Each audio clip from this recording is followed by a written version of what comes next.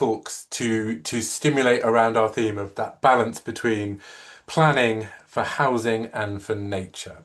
And we're back to Imogen, who, as I mentioned at the beginning, has valiantly agreed to step in and deliver Malcolm and Kiera's presentation on their perspectives on this issue.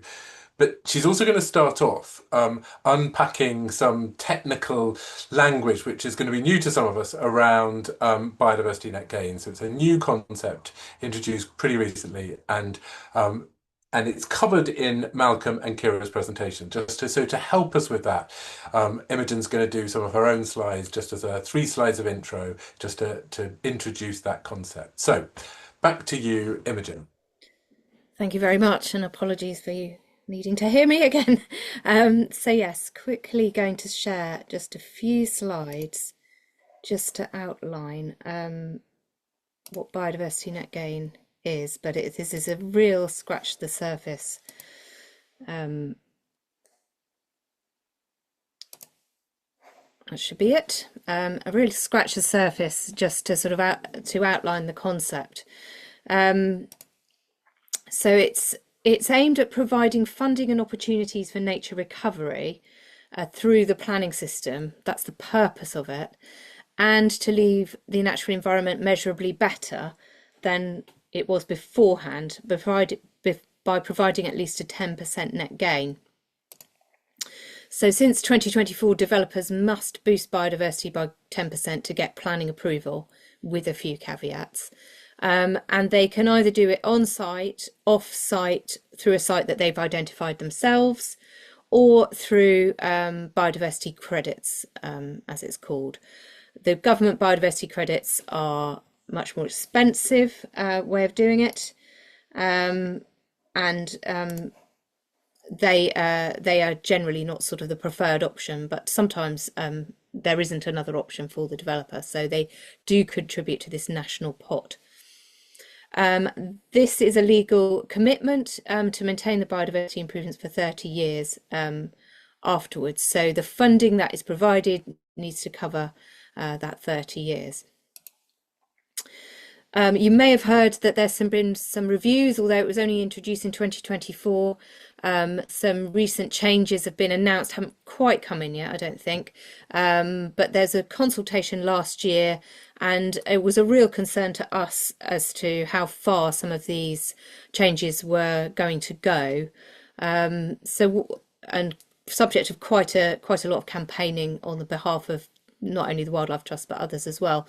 What has actually happened is some new exemptions are coming in for any sites below 0.2 hectares, and also exemptions for development that is primarily conserving or enhancing biodiversity, or parks, playing fields and public gardens. And that's because you had a situation, if you needed planning permission to, say, put a pond in, you still had to do the biodiversity net gain calculation, even though at the end of the day it might be a benefit for nature. And also applying that to temporary permissions. There are some changes that were threatened but have not been taken forward, so a blanket exemption for all minor developments is not happening, and there was some talk about applying sort of what's called a small sites metric to medium sites as well, which is basically a lot of the development in Dorset. We tend to have more sort of medium and small sites than large. So some changes that are coming to it to sort of tweak it, and some remaining concerns. There's something, and I've got some links on the next slide, which is just my final slide on this topic, around loopholes. There's something called the de minimis exemption, and the Wildlife Trusts and others have worked together to just show that this has been widely misused, this exemption, and developments that really it shouldn't have applied to at all have been claiming this de minimis exemption. So there's more work to do around biodiversity net gain, but it is essentially this system, and as soon as you sort of get into it, you discover it's got a huge number of different metrics. Sorry, I need to stop sharing rather than doing that. Metrics, calculations and things like that. It quickly becomes sort of a minefield of complication, which has led to people finding that it's really a system that they can't fathom. So my next presentation is a little bit unusual and has been alluded to in very tragic circumstances. But before going on holiday, Kiera and Malcolm had prepared their presentation. So I'm going to give a this is whoops sorry my interpretation of their already prepared words. So it's not necessarily the views of the Wildlife Trust, although largely aligned with. Obviously, any of their intonation and sort of nuance and detail that they were going to give that hadn't been written in notes, unfortunately, will be lost, but I will do my best. So Malcolm Tait led a project with the University of Sheffield called Planning for Nature, which Kiera is also part of. They consider themselves activist researchers, meaning they don't feel that researchers should be detached observers. They should be sort of actively involved, and they work with communities to produce knowledge that challenges and drive social change. So they wanted to focus on challenging some of the stories that are dominating the debates about planning, housing and nature, talking about a little bit about some research Malcolm and Kiera had done with the World Justice Group, and then talking more broadly, zooming out and tackling some of the myths that seem to be shaping government policy at the moment. So particularly referring to this report, Lost Nature, that was worked on with the World Justice Group, who involved Chris Packham, as you can see there. And this was produced in 2024. They were asking a simple question. Planning permission comes with promises attached, planning conditions for nature sometimes, all sorts of other things. But are developers delivering those promises? So they audited 42 new housing developments across 5 local planning authorities in England. They haven't revealed where they might be, but one of them might hypothetically have been in Dorset. If there was any nuance from that, I really don't know if any of them were in Dorset. They got hold of the conditioned and final versions of landscape ecology plans, and then visited each site to see whether what was actually done had been carried out in real life. So looking for every tree, bat box, bird box, 291 hectares of land, nearly 6,000 houses. It was supposedly 4,000 trees, 800 bird and bat boxes, and they concluded there was failure on a massive scale. So just 53% of the ecological features that should have been there were present. And when street trees were excluded from that, it fell to 34%.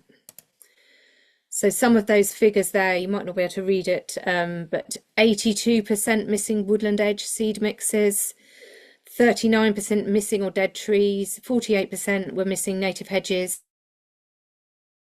59% had incorrectly sown or damaged wildflower grassland. 83% were missing hedgehog highways, 100% missing invertebrate boxes, so none of them got put in. 75% were missing bat boxes, missing reptile features, bird boxes, all things that were relatively simple to put in but just had not been done. It was similar all across the whole country, and for all sorts of types of property developers, sizes of a development, all sorts of locations. This suggested it was a systemic failure, not a sort of isolated mistake or a sort of deliberate thing on the part of one developer. So they identified lack of enforcement as a key failure. There is a ton of policy for nature. There's endless scrutiny of the planning applications, but not a real check on what was getting built on the ground, and no additional resource available to enforcement teams. And enforcement teams, in any case, and they can't be experts in everything, often lack the skills needed to assess an ecological feature. You'd have to know botany to be able to tell whether the right seed mix had been sown. So their conclusion was nature protection may be existing virtually in policy, but not in real life. So this slide, I think, I don't know if this is AI or not, but it's sort of mocking up these myths that we're having to tackle. Currently, government is talking and thinking about planning in nature, and public debate is being shaped by a series of myths, preventing us from seeing how we can use the planning system to achieve much bigger things. So the first myth is that people who care about nature are out of touch minority. I think we've covered this earlier, that the vast majority of people really value nature. Only 20% of people think environmental protection should be weakened for house building. Nearly 2/3 think environmental regulation should be strictly maintained. And nature really, really does matter to people's lives. 85% say it boosts their happiness, 91% say it benefits physical health, and 90% say it supports mental well-being. So you can see from that that crosses political spectrums, and that certainly backs up evidence the Wildlife Trust, this is me speaking from my own point of view, have gained before the last election, that people who support nature come from right across the political spectrum. It is very cross-cutting, very universal. And back to Kiera and Malcolm's talk, they were contrasting that with the popularity of political parties.